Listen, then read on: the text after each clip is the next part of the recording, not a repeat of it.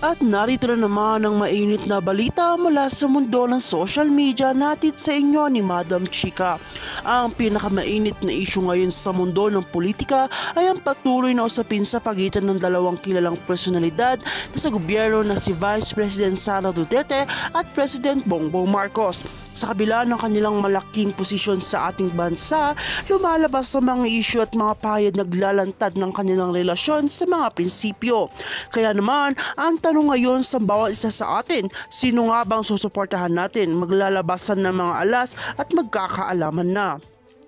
Si Vice President Sara Duterte, anak ng dating Pangulong Rodrigo Duterte, ay patuloy na nagpapakita ng lakas sa politika matapos siyang maupo bilang Vice President Sara noong 2022.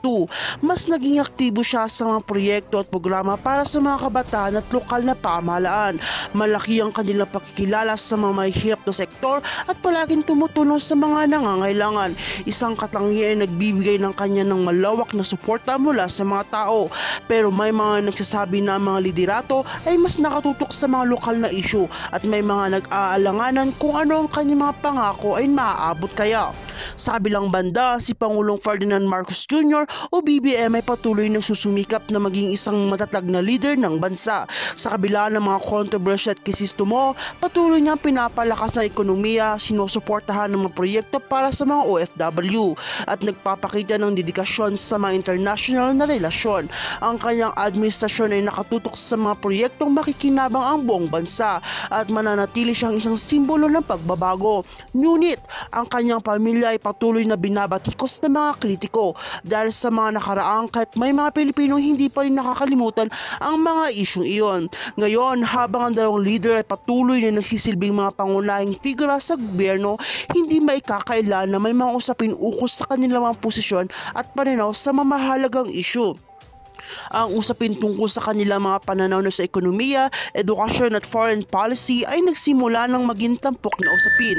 Ayon sa mga eksperto, maaaring magkaroon ng kaunting hidwaan sa pagitan ni VP Sara at BBM dahil sa kanilang magkakaibang estilo ng pamumuno at pananaw sa mga hakbangin ng gobyerno.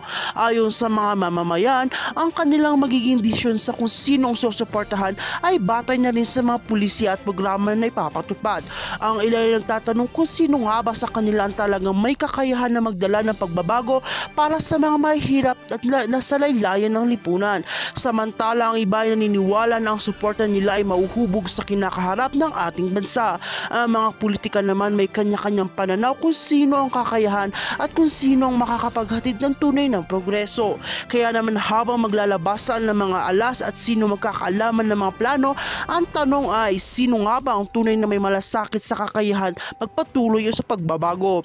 Isang bagay ang tiyak, ang susunod na linggo ay magdudulot ng malaking desisyon at mahakbangin na makakaapekto sa buong bansa. Kaya't matuloy na sundan ang mga balita at magdesisyon ng maayos dahil ang hinaharap ng Pilipinas ay nakasalalay sa ating mga kamay.